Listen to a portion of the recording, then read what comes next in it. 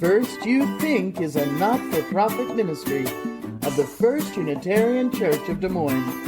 Support us at ucdsm.org today. In 2012, my life took a sharp, unexpected turn when my longtime partner died unexpectedly. It was on Good Friday.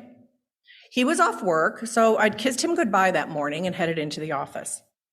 I could never have imagined that morning that by evening, I would be reaching out to his family around the country, to his son overseas, telling them that he was gone. Loss awakened me to the reality of uncertainty. Robert and I were planning to go away for the weekend for Easter. Instead, I came to church with my children and my not yet son-in-law, so I could hear a message of resurrection of spirit, even though I was numb and beyond sad. I needed my church, my anchor of the building and the people. I needed to be reminded that while nothing was certain, that I was still here and a way forward would emerge. That time and the weeks that followed were a fog. I remember very little. Later that year, our church invited Reverend Marilyn Sewell to come to Des Moines for a screening of the documentary film about her life called Raw Faith. I remember sitting in the auditorium crying, watching this tender story of Reverend Sewell and her last year in ministry. There was a scene in that film that changed me yet again. In the scene, we are inside Marilyn's house, and she is preparing for the start of her day. It's a Sunday morning. Her movements are familiar. They're ordinary. She's making coffee. She's in her bathrobe. She's a woman alone in her home, as I was much of the time at that point. She speaks of her morning practice of journaling and prayer, and she says she closes this time of reflection each day with the phrase, "What's next? I'm ready." And that, my friends, that was planted in my heart right then and there. It was a lifeline thrown to me in a time of grief and uncertainty, one that didn't offer any answers, but allowed me to imagine the questions, that a next was possible, and that in some way I might be prepared to meet it. I began ending my daily journal writing with those 4 little words, "What's next? I'm ready." And sometimes I'd draw a smiley face next to it, and sometimes I'd underline it, and sometimes I'd write it and think, no, I'm not ready. Because the question, what's next, is all about the unknown, which is every moment that lies ahead. We don't know what's next. We make our plans and we set our goals. We save our money for our kids' college and retirement. We operate as if life were predictable, when deep down we know it's not. It's all unfolding. It's all mystery. And when I stop and ask the question, what's next? It's with the intention of being as open and curious to that as possible. What's next? I'm ready offered me a way forward. It acknowledged the uncertainty and also offered me an assurance I could find a way to meet that uncertainty. What's next says to me that there is a door that hasn't yet been opened. It's the door of today and the door of tomorrow. It invites me to be open, to be curious, be attentive, be present to the invitation that is right in front of me and right in front of you. It also acknowledges that I cannot know what's next. It's a question, not a statement. It reminds me that the unknown is ever present and that I have a choice to be open to it or not. It is also a heartfelt query. Hey, universe, what's next? What's possible? Where do I need to be? What am I meant to do? Who will be with me on the journey? What wonder, what joy, what loss awaits? There are times in life when asking what's next is scary. even unwanted. What's happening right now may be overwhelming, it may be painful, it may be really too much. And what if what's next is even more challenging, more painful, more overwhelming? Can we sit with that possibility in our lives and still find a way to live with our hearts open in readiness? In readiness. It's a lot to ask.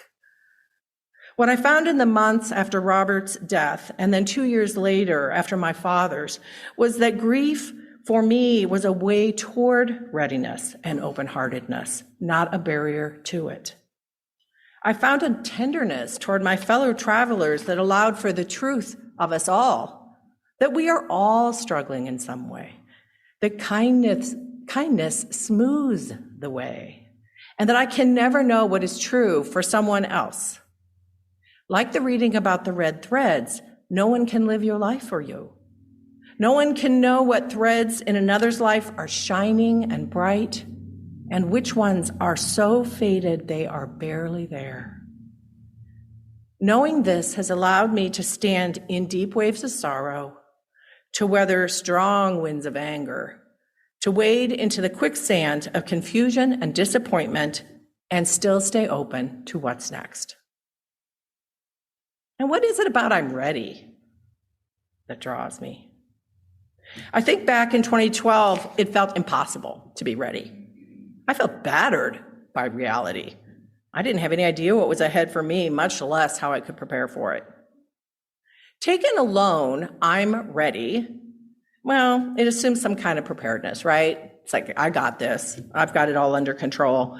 I've got myself together. And I do not feel that way an awful lot of the time. But in this expression of those 4 words, what's next, I'm ready, there is a partnering that occurs.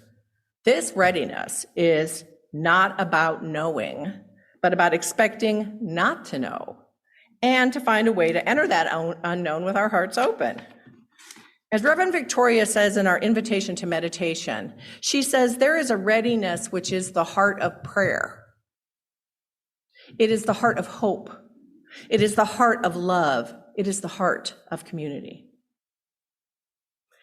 I believe it means it is possible, even on the most unlikely of days, to be open and curious about what lies ahead. I believe it means that we can trust that we have what we need to move into that next. For me, I'm ready is about the deepest part of myself, the part that wants to be present and attentive, the part that wants to be able to respond, to be thoughtful, to be kind, to be strong, to be gentle.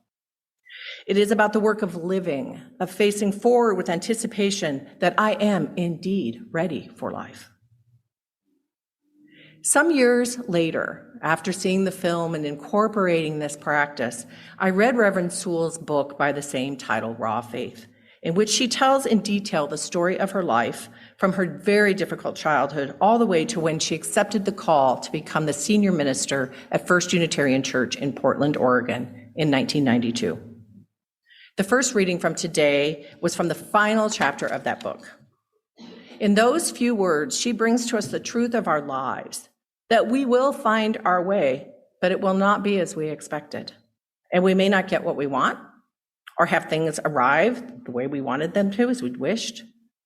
We will find our way, but the decisions we make along the way will have costs.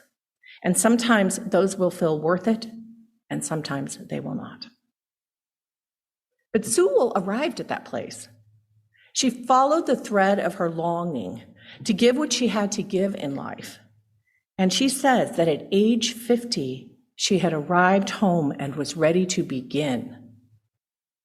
That was her first church she ever served. She was 50 years old. She stayed 17 years and retired. This readiness, this sense that I have given myself to what matters to me, this is what I wanted to experience. When preparing for a training with Amos, the community organizing collective to which our church belongs, I read about the idea of red threads from the second reading. The visual spoke strongly to me.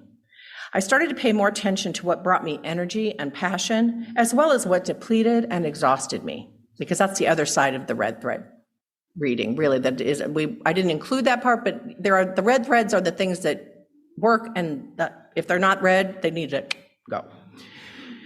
I said yes to the things that energized me and brought me pleasure and joy and passion, and slowly but surely, I learned to say no to the rest. That was the harder part. I learned to look at my career with an eye toward red threads within it.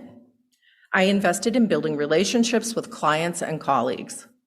I looked for the red threads of church life, learning to listen, to learn, and to teach, and finding a red thread in the community organizing work of Amos, and in teaching our young people in coming of age.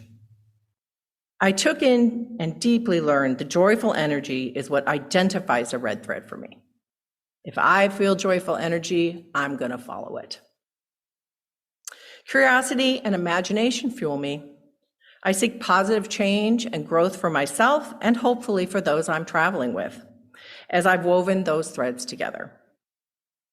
Being attentive to red threads has been part of creating a heart that is ready for whatever comes next. Thinking back to that day when I sat in this auditorium and cried watching Raw Faith and meeting Reverend Sewell. Who was anyone here that day? I know that some of you, I know Sue and Elaine. I recommend it if you want to see it. It's very good. But being that day and remembering back to that day and how I cried and got to meet her, and I feel really grateful for everything that led up me to that day, both the hard stuff and the good stuff. If I hadn't experienced loss just prior to that, I would not have been so impacted by that, nor had the long ongoing conversation with myself about what matters to me and what comes next. It's all important, the hard stuff and the good stuff alike. Every life contains both. Everything that is will one day be what was, and then it will be something new, like our children's story described. The blue above us is, and in a sense, it is also was, as the days and years of our life go by. I want to be awake to what is now, and when it passes, I want to know that the time was well lived. What's next? I'm ready taught me to accept what is and let it go. To turn towards what's next with the curiosity and imagination that are my red threads. The possibility of a next that shines with what matters most to me. Connection, joy, energy, love. When I think about our church, I imagine this readiness to be a combination of both things concrete and ephemeral, right? It's good finances and imagination, of equipped leaders and expectations of joy and love. The readiness I imagine at the heart of Reverend Sewell's prayer is one which is a readiness of the heart, a willingness to allow the future to unfold as it will, even knowing, as she says, that it will not necessarily be what we want or on our own timeline or in the way we expect. Good lesson. This sounds exactly like congregational life to me. Exactly. Looking at all of you, I hold abundant hope that we can be ready in this way. Ready for whatever next comes our way, whether that's a new minister, we get new members, we change, we grow, we have loss, we have birth, we have death. We can be ready. We can love fiercely what is and be willing to let go when the need be, ready to embrace whatever it comes next. Oh, and it will be imperfect. It will be imperfect. And this week, I got a little lesson in that as well. After nearly a dozen years, I decided to watch Raw Faith again. And yes, it made me cry again. And you know what I discovered? I had it wrong. Reverend Sewell didn't say, "What's next? I'm ready." She didn't. She said, "What's next? I'm available." I had it wrong all this time. But in my heart, I didn't. I had it right. I had it right for me. What I wanted and needed was to build a sense of resilience in the midst of my deep grief.